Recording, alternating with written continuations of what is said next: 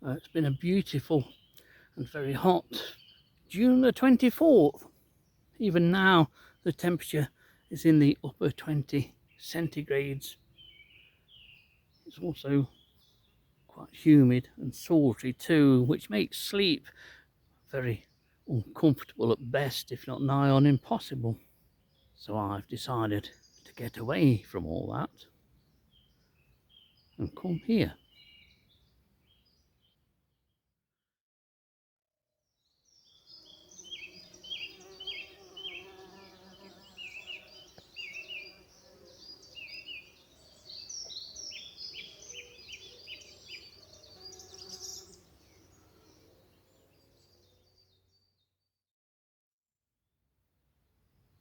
This, of course, is the side of Lound Wood, and it's an appropriate location for me to run the moth trap this evening.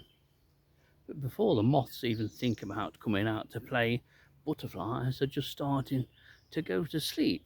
In the hedge there's whites and meadow browns of all sorts and denominations that are looking for somewhere to roost, and along here at least one painted lady, quite a small individual, is looking for somewhere to spend the night.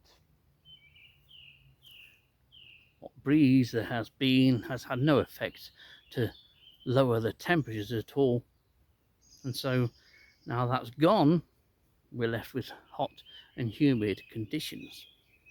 And something on my head, if only it was hair. But it's a beautiful evening, and although there is going to be a bright moon, I don't think that's going to detract from the numbers of moths to the sheet, and hopefully we'll get plenty of moths and a good range of species too. Lound Wood here, although it's set in agricultural farmland, rarely disappoints.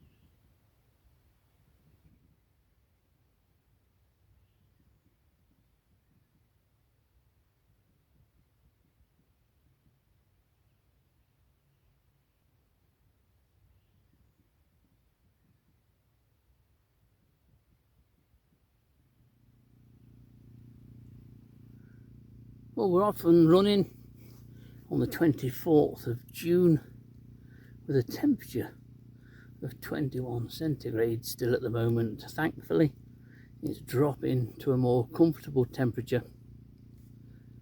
Let's hope that the moths drop in.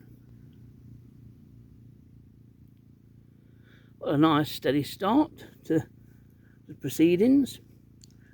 All micros coming in at the moment, and the dominant three species are water veneer, which often comes in right from start up, but two crambids, Chrysoteutia cormella, which you'll find very common no matter where you trap, but especially in grassy areas such as this, and also the other crambid, Agrifola straminella. And because of the closeness of a lot of thistle, then Agapita hamana is also arriving. Chances are we'll get double figures of Agapita hamana. The macros slow to start, but a lovely evening. The temperature is now 18 centigrade, so that's a much more bearable temperature.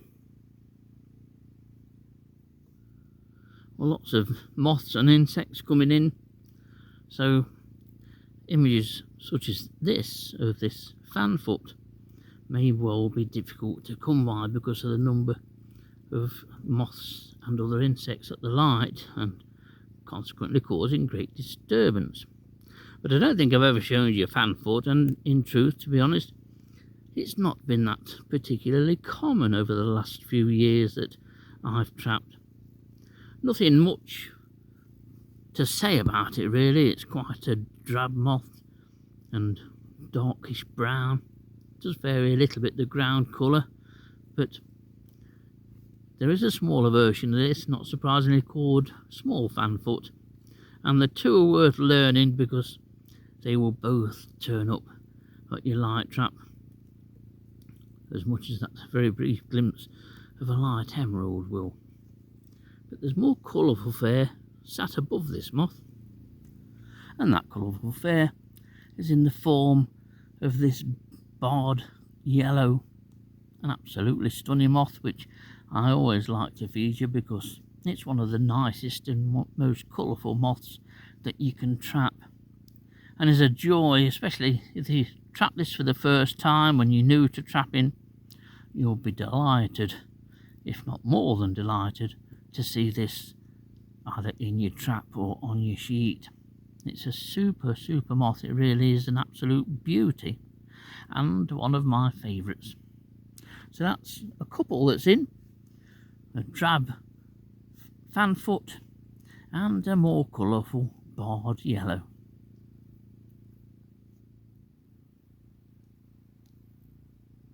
There's a lot of activity around the sheet and around the light, of course,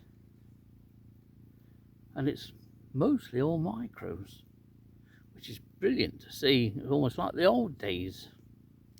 Lots of grass veneers, but there's an assortment of other species too, and there's a couple of nice tortrix that have come in. One's got a really great name, so wait for that one. But Distula angustoriana is red-barred tortrix, if I remember, in new money, and it's a very attractive marked tortrix. But more colourful tortrix have also come in, and funnily enough, I haven't had green oak tortrix, and yet I'm sat underneath oak. But other nice tortrixes to have come in, Endothenia marginana, which is a beautifully marked species, very difficult to tell apart from other Endothenia species too. But Acleris forscalliana, or words to that effect, that's another really nicely marked tortrix. They really are worth a better look, or a more lengthy look, tortrixes. They're great moths, some very colourful species, and one with a really nice name. This is very common. You'll get it in your garden if you've got privet and lilac. I've had massive numbers in some years. A few years ago there was a really good year for this particular species, and pin back your logos, here's a name for you: Pseudarchiratosa convagna, or convagna, depending on your pronunciation skills. A tiny moth, but an absolute gem. Comes in sort of a lot of different forms. I don't think any two Pseudarchiratosa convagna are much the same. Some are an orangey brown, but dotted with almost sapphire light blue spots. It's a terrific thing. I'll put a photo in. And then there's the more normal form, which is also absolutely beautiful. Small but beautiful. And of other micros that have come in, Coleophora trifolii, if I remember right, which is one of the largest of the Coleophora, and certainly the largest of those with the brassy reflective wings. It's an absolute beauty of a Coleophora. They're not all just dull brown jobs, impossible to identify. Trifolii can be easily identified. Agapita hamana, but of other species, Plutella xylostella, the diamondback moth, is at least 3 in, and of what few macros are in, common footman. I've had a silver Y, which I think is still knocking around the sheet. Didn't expect to get silver Y because they're never greatly attracted to light.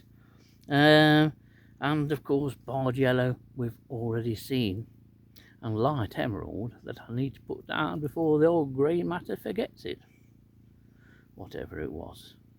So a really good session so far, with lots of flies.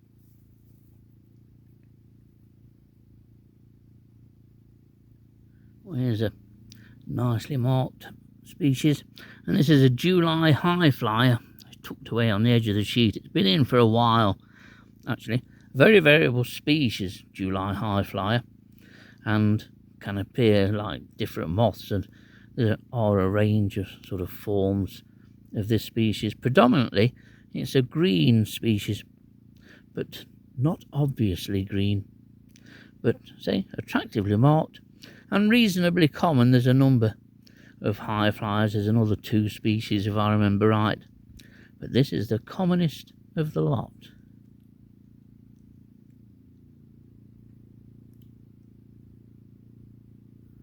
Increasingly hectic around the light and on the sheet, especially this side to the right of the light, although with there being no breeze at all, moths are on all 4 sides. Sometimes they favour one side more than the other, depends on the wind or the breeze direction, but you can see the larger moths are coming in now. There's several swallowtail moths, that one at the back there, one's just come in and has promptly gone off again without settling.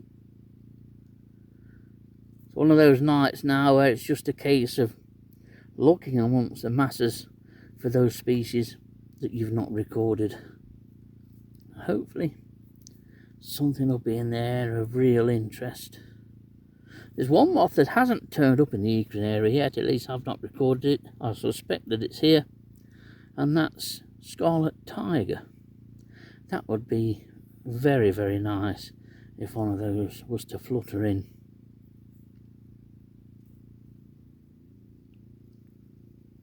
I've adopted my favourite stance, if lying down is a stance,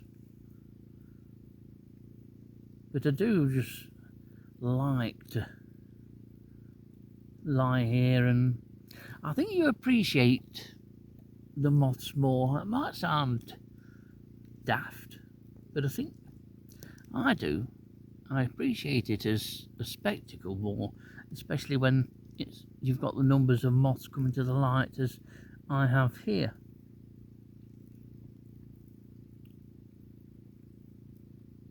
You get more of an idea of just how many moths are at the light, and of course you can't see all the sheet at the same time.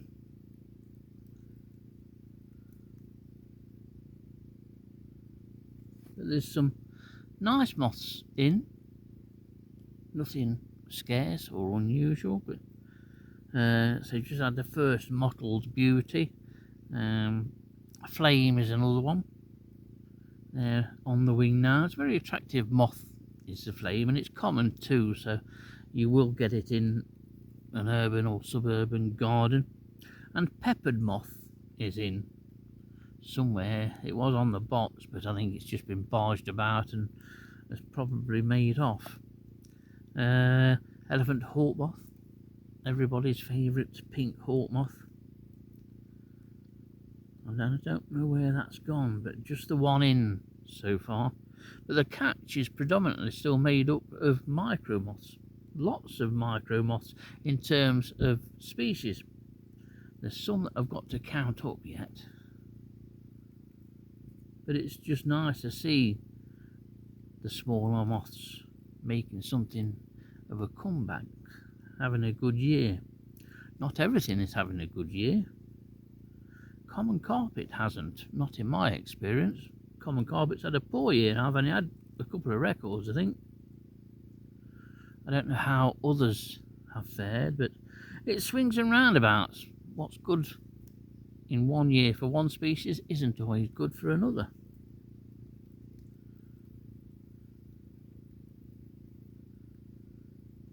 So I think I need to get up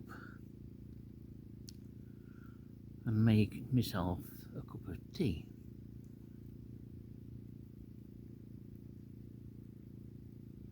Just as at the moment I can't be arsed to get up and make myself a cup of tea. I'm quite happy here, thank you very much. Happy amongst the moths.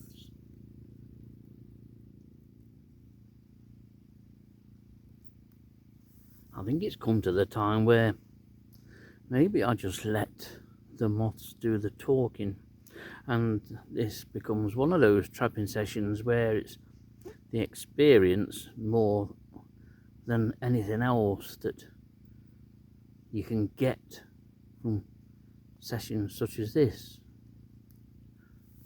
Sessions producing so many moths. You can't go around counting them all. You can just count those new species coming in. And there are new species coming in all the time. We're on about 70 species, I think, now. Some species haven't appeared yet, and I would have expected them to. But as you can see, the sheet is full of moths. Crambids coming in. Crambus palella is one species that has just started to come in. There's now 2, possibly 3 elephant hawk moths in. There's a magpie moth that may well flutter down. Just there it is. It's just dropped in front of the light. It's actually sat on the light then for a minute briefly, and that's lovely to see. It's like driving along the lanes here at Equine, and you could see dozens and dozens of magpie moths. They were very easy to detect as you drove along. They're just different to anything else. But you could see, if you drove steadily enough, you could see the patterns on the wings, and there used to be good numbers, and I'm pleased it's still here. It has declined. That's another one for tonight's burgeoning list. But what a sight. Can be quite daunting when you get lots of moths like this. We'll try and go quickly around all 4 sides of the box. At the bottom right is an elephant hawk moth. Of course, we have dark arches here, variable, common emerald, just making an escape there. Was one of many swallowtail moths. There's a whole host of micros there. It's no good me showing you the micros. There's a large yellow underwing just there, and lots of micros. And the very full side of the box too. There's magpie just there, look, and a number of ribboned waves. They've really come. In fact, there's 1, 2, 3, 4, 5, 6, 7 ribboned waves on this particular side of the box. Brimstone, another elephant hawk there. Selection of crambids. Once again, a couple of elephant hawk moths and more ribboned waves. There's a yellowtail just here, and a flame there. Common wainscot. A couple of small fan-footed waves, which are these 2 here. It's wonderful to see the box like this. There's a moth that I didn't know had come in. There's a black neck there. The compulsory elephant hawk moth and large yellow underwing. Once again, an assortment of micros and small fan-footed waves. I didn't think it would be this busy tonight, but I'm glad it is. It's 1:45, and I don't intend on going anywhere as yet. Flask of tea is still very full, and as you've seen with our quick tour around the light, it is so busy. It's just great to watch all these moths. And I have had one new addition to the Equinaria list, and it's currently tucked in here. And it's Heart and Club, not a species that I really expected. It's more of a Trent Valley species, but when you get nights with these higher temperatures, although it is 15 centigrade now, things do wander, and Heart and Club is starting to turn up a little bit and occasionally away from its more southern Trent Valley and eastern Trent Valley areas. So it's a nice one to get. It won't settle down very much, and even now it's vibrating its wings, so it will be photo time. So a species that I've only seen before at Besthorpe on a couple of occasions, even on a recent trapping session there it turned up, but I didn't expect it to appear here. It wasn't on the top of my wanted list. The Scarlet Tiger is still at the top of that wanted list. I'm very surprised that it hasn't turned up here, because at the moment it's turning up everywhere in Nottinghamshire.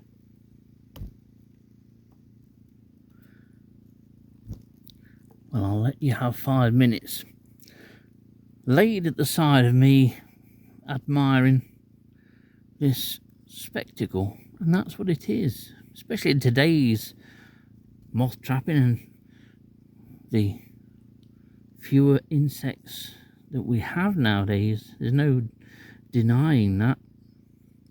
And so when you get nights like this, it's just a joy to sit back or do what I do, lie down and look at it, enjoy it. It's not very often that you get it like this. But when we do have these little mini heat waves, always pays to trap.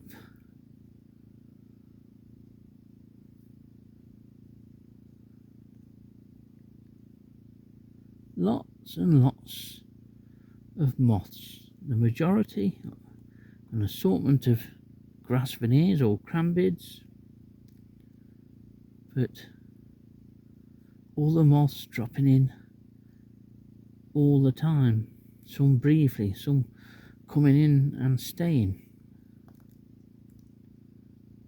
It's just hectic.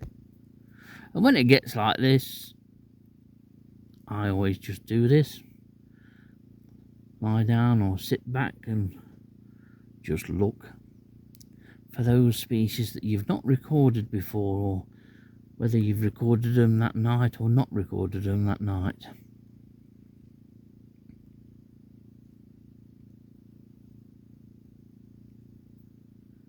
This is the joy of moth trapping.